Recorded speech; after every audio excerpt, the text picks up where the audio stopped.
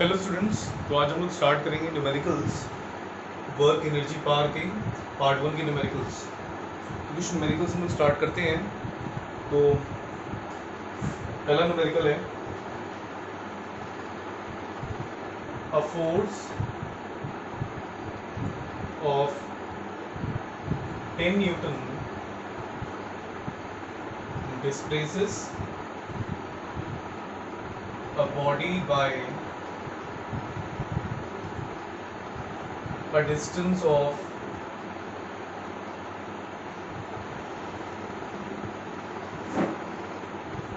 2 meter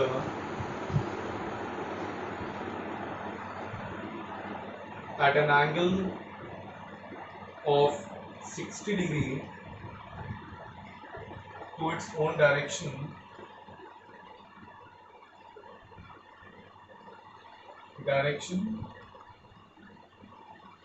find the amount of work done।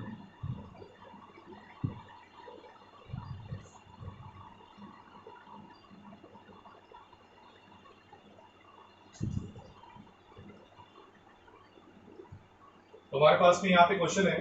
Question कहता है force of 10 Newton displaces a body by a distance of 2 meter at an angle of 60 degree to its own direction find the amount of work done। तो हम लोगों ने कल पढ़ा था कुछ फॉर्मूले थे वर्क के। तो पहला जो फॉर्मूला हम लोगों ने वर्क का पढ़ा था, अगर एक एंगल थीटा होता है तो वो था W is equal to F S cos theta. तो वो फॉर्मूला यहाँ पे एप्लीकेबल होगा क्योंकि यहाँ पे एंगल भी है और यहाँ पे फोर्स भी गिवन है और यहाँ पे हमारा डिस्प्लेसमेंट भी गिवन है। तो कुछ स्टार्ट करते हैं हम लोग। यहाँ पे सबसे पहले यहाँ पे लिखते हैं फोर्स यहाँ पे कितना है हमारा, force is equal to 10 newton. Newton हमारा यूनिट हो गया फोर्स का। डिस्टेंस ऑफ 2 मीटर यानी कि डिस्प्लेसमेंट यहाँ पे हम लोग को जो दे रखा है वो हमारा है यहाँ पे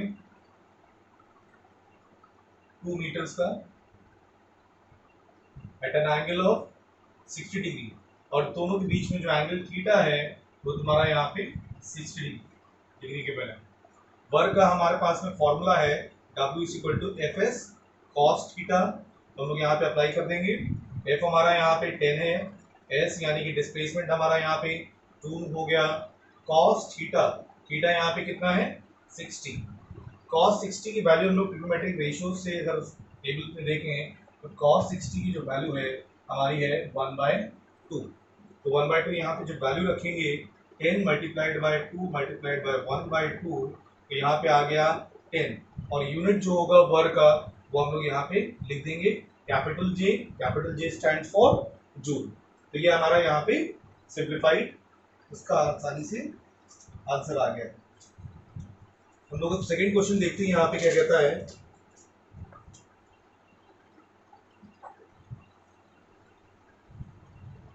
तो इस तरीके के जो क्वेश्चंस होंगे, अगर आपको एंगल थीटा दिया है और फोर्स दिया हुआ है और डिस्प्लेसमेंट दिया है तो आसानी से you can apply the formula W is equal to F S cos theta. Second question है, देखते हैं यहाँ पे क्या कह रहा है। क्वेश्चन कहता है a force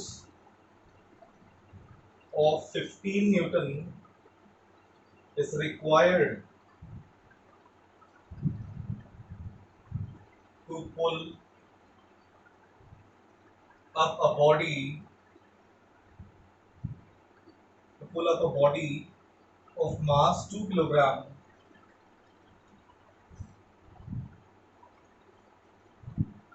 through a distance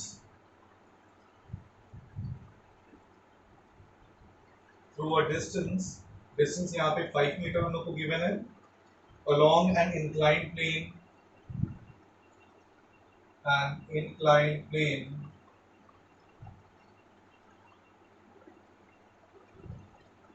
making an angle 30 degree, और यहाँ पे जो एंगल दिया है वो हमारा 30 डिग्री है with the horizontal।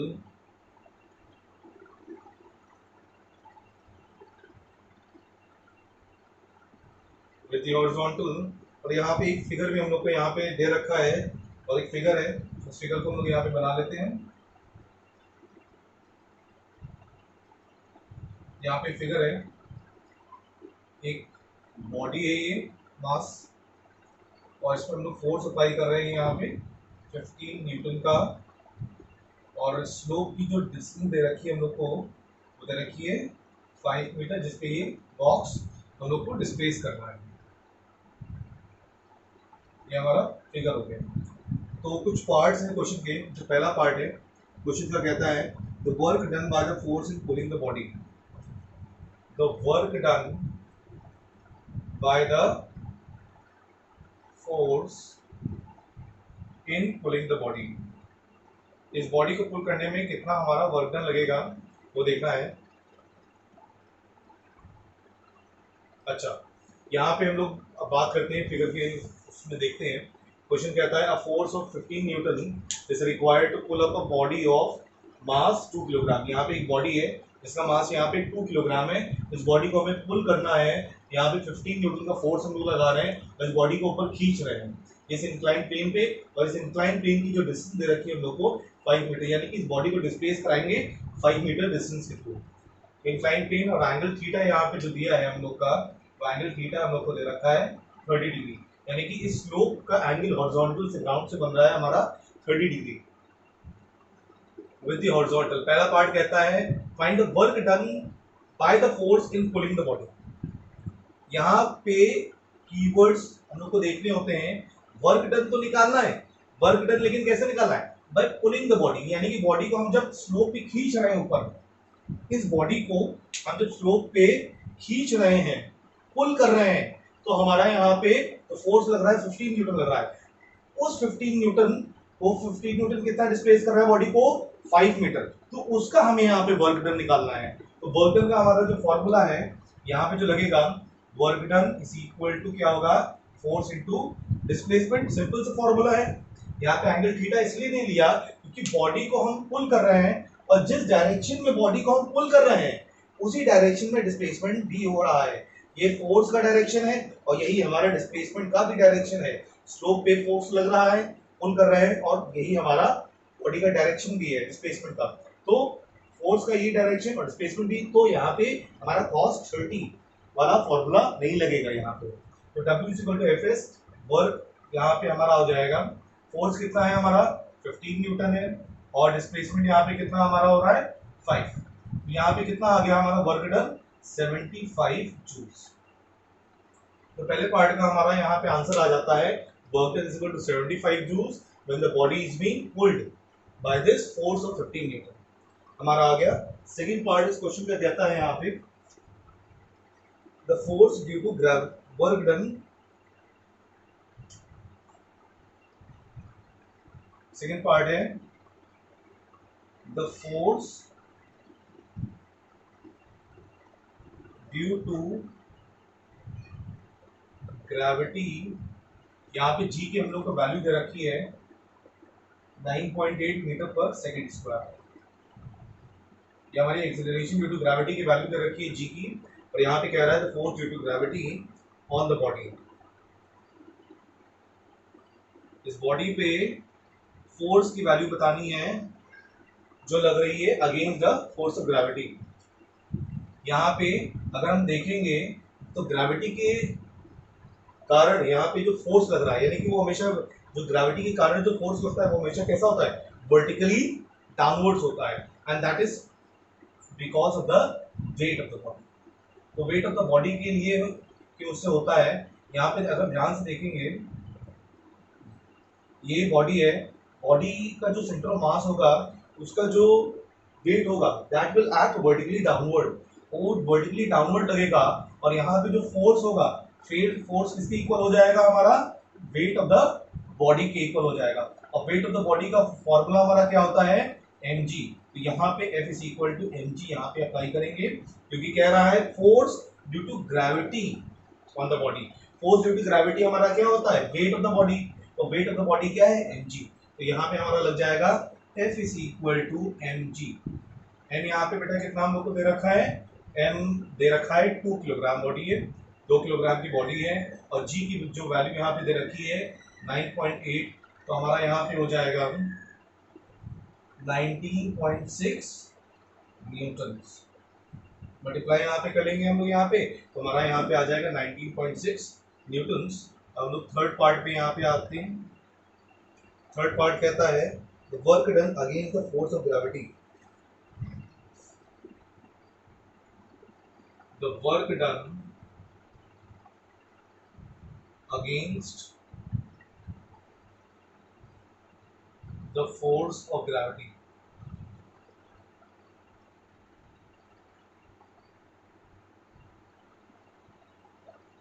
Work done against the force of gravity, हमें यहाँ पे क्या निकालना है, वर्क डन। लेकिन वो वर्क डन कैसा होना चाहिए, against the force of gravity, यानी कि सीधा यहाँ पे अगर हम लोग देखें W इज इक्वल टू, क्या फॉर्मूला होता है, W is equal to F S होता है हमारा formula. Against the force of gravity अगर हम लोग देखेंगे तो F यहाँ पे क्या है, F की वैल्यू क्या है, against the force of gravity, force of gravity. तो फोर्स ऑफ ग्रेविटी अगर हम लोग देखेंगे तो क्या होती है, mg, यानी कि F की जगह हम लोग लिख देंगे mg। लेकिन S हमारा क्या होगा, कितनी हाइट तक हम बॉडी को ले रहे हैं, h हाइट तक हम बॉडी को यहाँ पे ले गए, इस बॉडी को हम लोग h हाइट तक ले गए। तो यहाँ पे हमारा F की जगह तो हमने यहाँ पे वैल्यू लिख दी है mg, लेकिन S की जगह यहाँ पे क्या आएगा, h हाइट तक हम बॉडी को ले गए। क्या हाइट हम लोग को यहाँ पे मालूम है, नहीं मालूम है, हमें यहाँ पे सिर्फ क्या मालूम है, इसको अगर हम देखें तो एक ये राइट एंगल ट्राइंगल है। अगर ध्यान से देखें तो एक ये क्या है, एक राइट एंगल ट्राइंगल है, और राइट एंगल ट्राइंगल है, तो इन सब चीजों को मैं थोड़ा साफ कर देता हूँ, तो ध्यान से देखना। ये एक राइट एंगल ट्राइंगल है, और राइट एंगल ट्राइंगल में जब हम लोग को एंगल मालूम होता है और ये हाइपोटेन्यूज दे रखा है, यहाँ पे हाइट निकालना है, तो यानी कि कौन सा ट्रिग्नोमेट्रिक रेशियो है जो हाइपोटेन्यूज और परपेंडिकुलर, ये परपेंडिकुलर है ना हमारा, तो हाइपोटेन्यूज और परपेंडिकुलर का रिलेशन दिखाता है। कौन सा ट्रिग्नोमेट्रिक रेशियो है, हमारा साइन होता है, sine theta is equal to क्या होता है, परपेंडिकुलर अपॉन हाइपोटेन्यूज होता है। हमें यहाँ पे क्या चाहिए, परपेंडिकुलर की वैल्यू में चाहिए, परपेंडिकुलर यानी कि h, ये h निकालना है। अगर h हम लोग को मालूम हो जाएगा तो work done against the force of gravity हम लोग को मालूम हो जाएगा। तो यहाँ पे परपेंडिकुलर की जगह मैंने यहाँ पे क्या लिख दिया बेटा, h, हाइपोटेन्यूज की जगह वैल्यू लिख दी हम लोगों ने 5, और साइन और लिखा हम लोगों ने, और थीटा की वैल्यू कितनी है यहाँ पे 30। यहाँ पे हम लोग को निकालना है ये h, तो 5 ये यहाँ जाएगा, 5 30 से मल्टीप्लाई नहीं होगा, 5 साइन के आगे आएगा, तो 5 sine 30 is equal to h, ये h की वैल्यू हो गई है। और जो ये h की वैल्यू आई है हम लोग यहाँ पे इसको लिख देंगे, यहाँ पे हम लोग इसकी वैल्यू लिख देंगे, m की mg पहले हम लोग वैल्यू निकाल चुके हैं, mg की वैल्यू यहाँ पे कितनी निकली हम लोग की है, ये 19.6, हम लोग यहाँ पे लिख देंगे mg की जगह 19.6, और h की जगह हम लोग यहाँ पे क्या लिखेंगे, 5 साइन 30, 5 साइन 30, इसको हम लोग सॉल्व कर लेते हैं। यहाँ पे 19.6 मल्टीप्लाइड बाय 5, और साइन 30 की वैल्यू हम लोग को मालूम है क्या होती है, 1/2, 1/2 वैल्यू होती है, 2 से अगर कैंसिल करेंगे इसको तो हमारा ये आ जाएगा कितना, 9.8, 9.8 और 5 49, तो ये हमारा आ जाएगा बेटा 49 जूल्स, तो ये हमारा आ जाएगा 49 जूल्स, यानी कि work done against the force of gravity की वैल्यू कितनी आ रही है, 49 जूल्स, ये आ रही है 49 जूल्स। पहले कितनी आई थी, वर्क डन इन पुलिंग, अगर हम इस बॉडी को यहाँ पे पुल कर रहे थे, ये हमारी बॉडी थी, और इस बॉडी को हम लोग पुल कर रहे थे 50 न्यूटन का फोर्स लगा करके पुल कर रहे थे, तो हमारा यहाँ पे फोर्स की वैल्यू आई थी यहाँ पे 75 जूल्स। लेकिन इस बॉडी को अगर हम लोग डायरेक्टली यहाँ से ऐसे यहाँ पे रखें और यहाँ पे हम डायरेक्टली इस पॉइंट बी तक ले जाएं, इसको हम बॉडी को क्या कर दें, यहाँ से डायरेक्टली इस बॉडी को हम यहाँ पे अगेंस्ट फोर्स ऑफ ग्रेविटी ऊपर हम खींच लें इस बॉडी को यहाँ पे डायरेक्टली, तो क्या होगा, against the force of gravity हमारा वर्क होगा, तो यहाँ पे 49 जूल्स।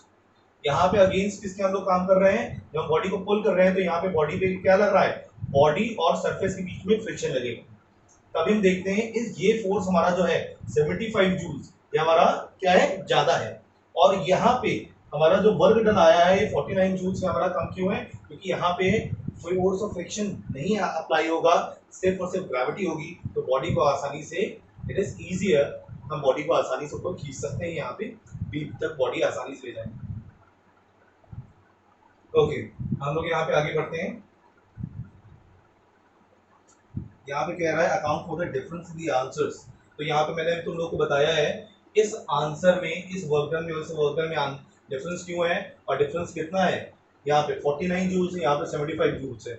यहाँ पे डिफरेंस इसलिए है क्योंकि इसमें वैल्यू ऑफ वर्क डन इसलिए ज़्यादा है क्योंकि यहाँ पे फोर्स ऑफ फ्रिक्शन लग रहा है, तो उसके अगेंस्ट हम लोग को वर्क करना पड़ रहा है, तभी यहाँ पे वर्क डन ज़्यादा हम लोग को करना पड़ेगा एज कम्पेयर टू जब बॉडी को हम लोग डायरेक्टली यहाँ से यहाँ तक ले जाएंगे। ओके, हम नेक्स्ट क्वेश्चन पे अब आगे बढ़ते हैं। नेक्स्ट क्वेश्चन है हम लोग का,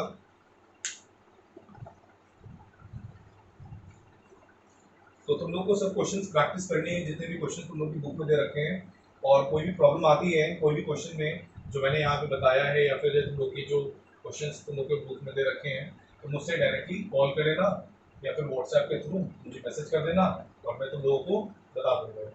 आगे मैं बढ़ता हूँ नेक्स्ट क्वेश्चन पे। तो नेक्स्ट क्वेश्चन यहाँ पे कहता है, क्वेश्चन है the work done by the heart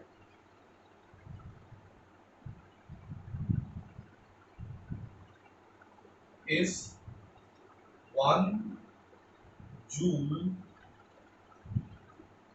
per beat, यानी कि एक बीट होने में 1 जूल वर्क डन होता है। यहाँ पे 1 जूल बीट क्रिएट करने में 1 जूल का एक बीट हमारा क्रिएट करने में 1 जूल का वर्क डन यहाँ पे हो रहा है।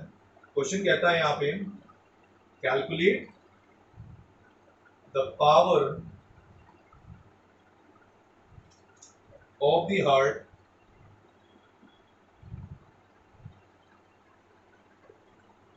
if it beats 72 times in 1 minute.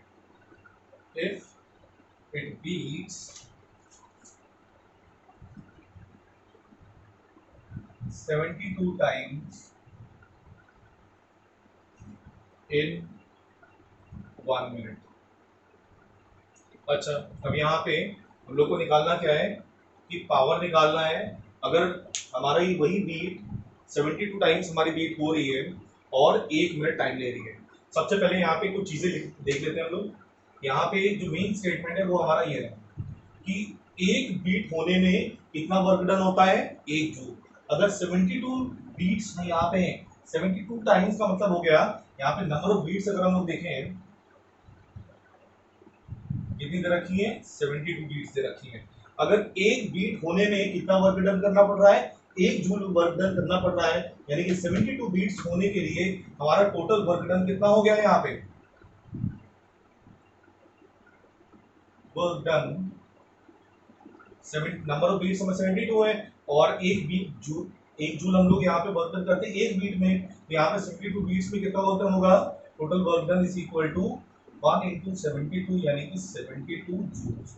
Total work done हम यहाँ पे कर रहे हैं 72 जूल्स, और कितने टाइम में कर रहे हैं यहाँ पे हम लोग, टाइम यहाँ पे हम लोग को दे रखा है बेटा 1 मिनट। अब देखो यहाँ पे 1 मिनट क्या, ये मिनट क्या स्टैंडर्ड है, नहीं।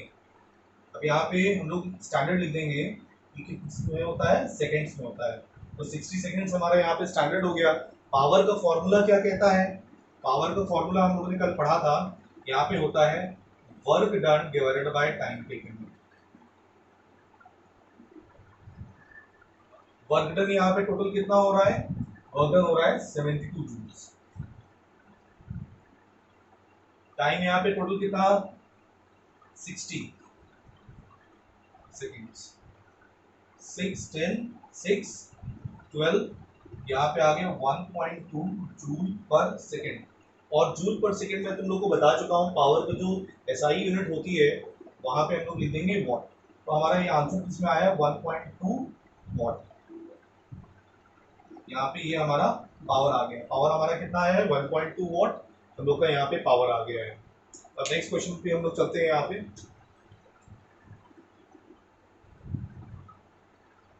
तो इसी तरीके से अगर तुम लोग को फॉर्मूले याद होंगे तो आसानी से क्वेश्चन आसानी से कर लोगे, और प्रॉब्लम भी तुम लोग को नहीं आएगी। अगर फॉर्मूले ही नहीं याद होंगे, डायरेक्टली न्यूमेरिकल्स लगाना स्टार्ट कर दोगे, तो it will create a problem for you. एक नेक्स्ट क्वेश्चन है,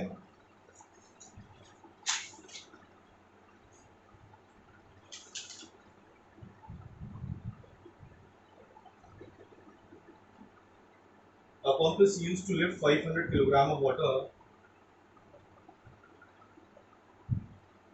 A pump is used to lift 500 kilogram of water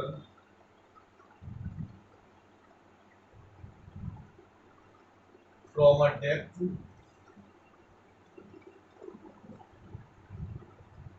of 80 meter in 10 seconds. Calculate the work. पहला पार्ट है हमारा यहाँ पे कैलकुलेट. हम लोग को क्या करना है पहले पार्ट में? Calculate the work done by the pump. यहाँ पे हम लोग को करना है, क्वेश्चन कहता है pump is used to lift 500 kilogram of water. यहाँ पे यानी कि हमारा मास दे रखा है, मास ऑफ वाटर हम लोग को 500 किलोग्राम दे रखा है. इसके बाद में डेप्थ, डेप्थ का मतलब हाइट हम लोग को जो दे रखी है, डेप्थ हमारी है 80 मीटर डेप्थ से उस वाटर को निकालना है. और टाइम यहाँ पे जितना ले रहा है वो ले रहा है यहाँ पे 10 सेकेंड्स ले रहा है, 10 सेकेंड्स. अब यहाँ पे work done by the pump यहाँ पे तो देखते हैं 80 मीटर की डेप्थ से, 80 मीटर की डेप्थ हो गई है, से हम वाटर को निकाल रहे हैं. कितना वाटर निकाल रहे हैं? मास कितना है हमारा? 500 किलोग्राम और वाटर निकाल रहे हैं यहाँ पे. तो against the force of gravity हम लोग को काम करना पड़ रहा है यहाँ पे. Against the force of gravity हम लोग यहाँ पे काम करेंगे. तो जब against the force of gravity यहाँ पे काम कर रहे हैं तो जाहिर सी बात है, तो against the force of gravity वाला वर्क डन वाला फॉर्मूला हम लोग यहाँ पे अप्लाई कर लेंगे. हमारा क्या था? mgh. mgh हमारा फॉर्मूला होता है जब हम लोग ग्रेविटी के अगेंस्ट जब भी काम करेंगे तो फॉर्मूला लगाएंगे W is equal to mgh. Work done is equal to mgh, क्योंकि यहाँ पे हाइट h है, मास हमारा ये है और g की वैल्यू यहाँ पे कुछ दे रखी होगी तो हम लोग लिख लेते हैं. g की वैल्यू हम लोग को दे रखी है 10 मीटर पर सेकेंड स्क्वायर. ये एक्सेलरेशन ड्यू टू ग्रेविटी की वैल्यू हो गई 10 मीटर पर सेकेंड स्क्वायर. तो हम लोग यहाँ पे सीधा फॉर्मूले में वैल्यू रख देंगे. मास हम लोग को कितना दे रखा है? 500. g की वैल्यू है तुम्हारी 10, h की वैल्यू है 80. कितना आ जाएगा ये हमारा? 5840. तो ये 4 मल्टीप्लाइड बाई 10 की पावर 5 वर्क डन है, तो यूनिट हमारा जूल्स होगा. तो ये हमारा वर्क डन हो गया against the force of gravity that we are lifting the water from the pump. Okay, second part हम लोग यहाँ पे पढ़ते हैं. सेकंड पार्ट कहते हैं the power eight which the pump works. हम लोग को सेकंड पार्ट निकालना है. Power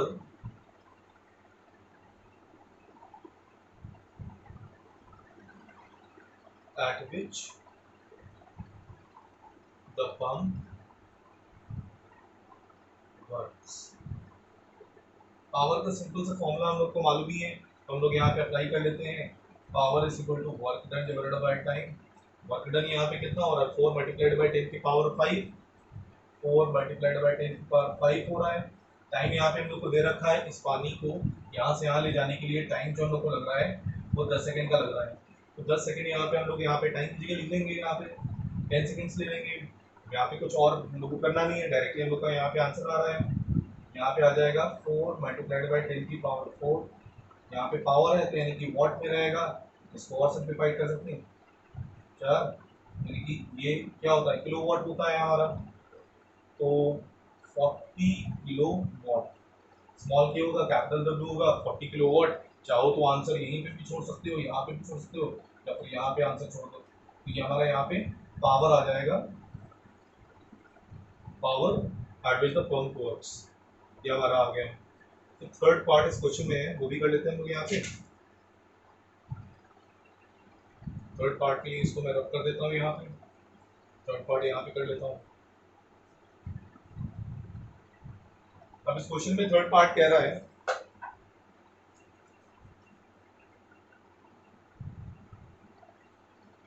the power rating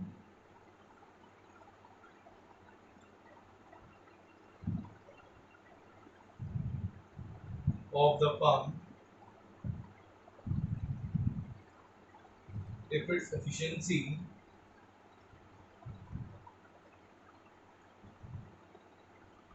efficiency हम लोग को दे रखी है 40%। ओके, हम लोग यहाँ पे बात करते हैं, सबसे पहले यहाँ पे बात करते हैं यहाँ पे पावर रेटिंग की हम लोग बात कर लेते हैं यहाँ पे कि पावर रेटिंग होता क्या है। पावर रेटिंग वो मैक्सिमम पावर होता है जिस पे मशीन वर्क कर सकती है। मैक्सिमम पावर जिसके लिए मशीन बनाई गई है वर्क करने के लिए, वो पावर रेटिंग एक मशीन का होता है। वो एक मशीन पे लिखा रहता है कि ये उसकी पावर रेटिंग है। लेकिन यहाँ पे हम लोग यहाँ पे वर्क किस पे करा रहे हैं, उसको कितना पावर यहाँ पे उसका इंटेक कर रहे हैं, 40% पे हम लोग यहाँ पे काम कर रहा है। लेकिन वो मशीन कितने के लिए बनी है तो वो हमारा पावर रेटिंग हो गया, वो मशीन पे लिखा होता है। तो हम लोग यहाँ पे फॉर्मूला अप्लाई करते हैं एफिशिएंसी का। एफिशिएंसी ये नीटा होता है, ये सिंबल होता है एफिशिएंसी का, एन होता है, ऐसे होता है एन और उसके नीचे हल्का सा ये। Efficiency is equal to power output या फिर यूजफुल पावर हम लोग कह सकते हैं, divided by power input.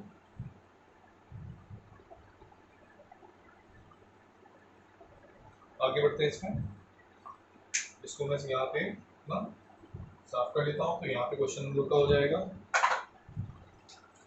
Efficiency कितनी दे रखी है हम लोग को 40%। 40% का मतलब होता है डिवाइडेड बाय 100। 40% यानी 40 और डिवाइडेड बाय 100 हो गया परसेंट का।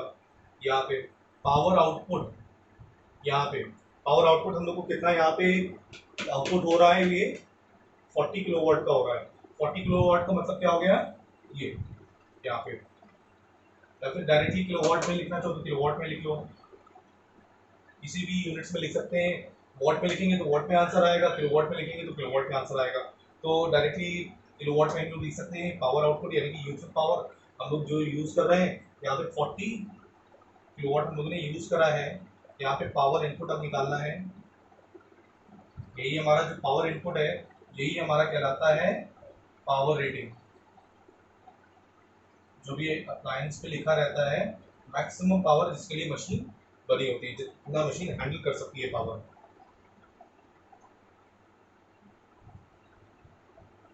पावर रेटिंग 40 कैंसिल हो जाएगा और यहाँ पे पावर इनपुट हमारा यहाँ पे आ जाएगा, जो पावर रेटिंग है वो आ जाएगा हमारा 100 और यूनिट क्या था किलोवाट, तो इसका भी यूनिट आ जाएगा किलोवाट। ये हमारा एक क्वेश्चन सॉल्व कर लेते हैं हम यहाँ पे।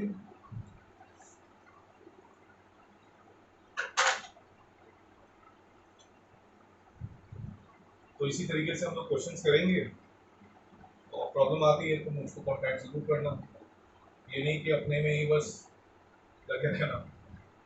मुझको ज़रूर बता देना कि have any problem.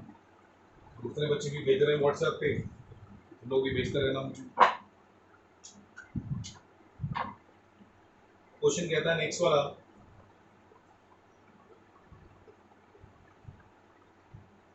a boy weighing 350 Newton climbs up the 30 steps.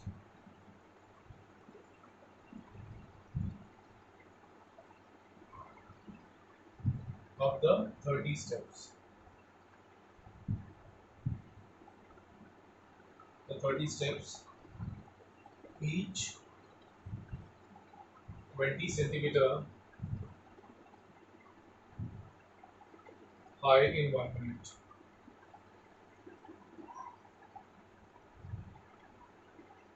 Calculate the work done and the power spent. Calculate number 1 work done, number 2 the power spent.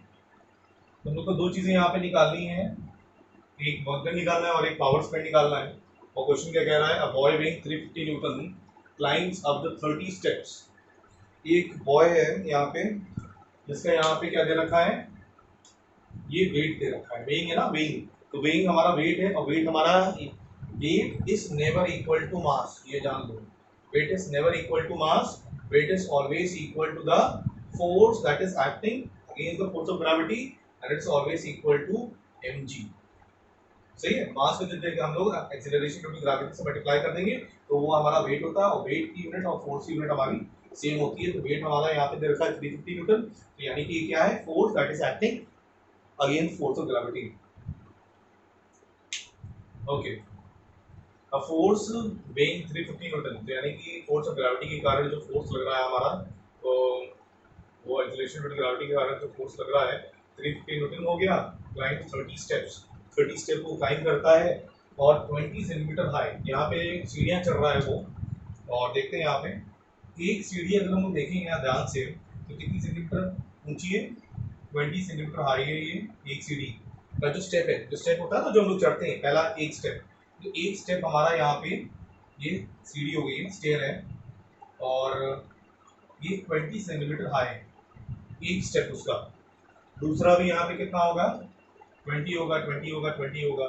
तो यहाँ पे कितने स्टेप्स हैं हमारे, 30 स्टेप्स हैं। यानी कि टोटल हाइट यहाँ पे कितनी हो जाएगी, ये जो टोटल हाइट मुझे चाहिए, तो यहाँ पे कितनी हो जाएगी, 20 मल्टीप्लाइड बाय 30, क्योंकि एक स्टेप की हाइट इतनी है और टोटल 30 स्टेप्स हैं, तो टोटल हाइट हम लोग को निकालेंगे 30 मल्टीप्लाइड बाय 20। तो टोटल हाइट हमारी यहाँ पे कितनी आ गई, 20 सेंटीमीटर मल्टीप्लाइड बाय 30, तो यहाँ पे बेटा कितना आ जाएगा, 600 सेंटीमीटर। लेकिन बाकी यूनिट्स अगर हम लोग देखेंगे न्यूटन में, तो ये सेंटीमीटर में नहीं हो सकता, it has to be converted to metre. तो 600 डिवाइडेड बाय 100 हम लोग यहाँ पे कर देंगे, तो ये मीटर में हमारा कन्वर्ट हो जाएगा, और 0 0 कैंसिल हो गया, तो 6 मीटर हमारी यहाँ पे हाइट आ गई, यानी कि इतनी ऊंचाई तक हम लोग को जाना है। और यहाँ पे जी की वैल्यू दे रखी है इसमें, इस क्वेश्चन में जी की वैल्यू यहाँ पे देनी है, जी की वैल्यू यहाँ पे 10 मीटर पर सेकेंड स्क्वायर है। तो हम लोग को यहाँ पे निकालना है, पहला पार्ट है वर्क डन, तो work done is equal to क्या होता है, एम जी एच होता है, लेकिन जी की वैल्यू यहाँ पे हम लोग यूज करना ही नहीं है। क्यों, क्योंकि यहाँ पे एम जी एच होता है, तो एम जी हमारा क्या होता है, वेट होता है हमारा, ये वेट होता है, और वेट की जो वैल्यू मेरे को दे रखी है 350 न्यूटन है, 350, और हाइट कितनी हाइट तक जाना है, 6, तो लोग मल्टीप्लाई कर देंगे यहाँ पे 0 0 0 0 3 2100 जूल्स। तो ये हमारा वर्क यहाँ पे हो जाएगा 2100 जूल्स हमारा आ जाएगा। 35 को 6 से मल्टीप्लाई कर देंगे 0003, और ये हमारा आ जाएगा 2100 जूल्स हमारा यहाँ पे वर्क है। तो हम लोग को निकालना है सेकेंड पार्ट में पावर स्पेंड, यहाँ पे जितना भी पावर स्पेंड हो रहा है वो हम लोग को निकालना है।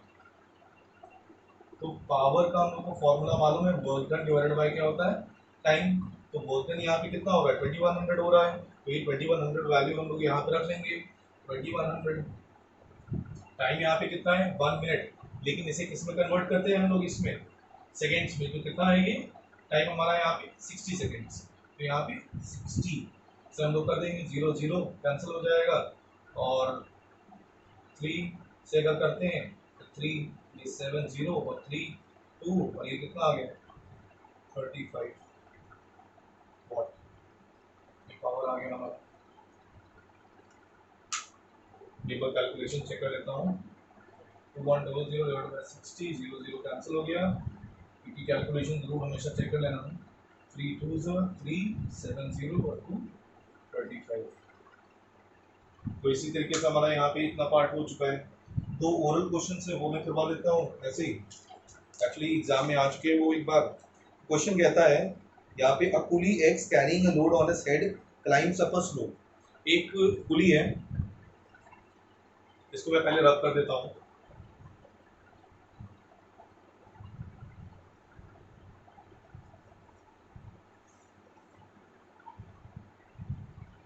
क्वेश्चन कहता है यहाँ पे,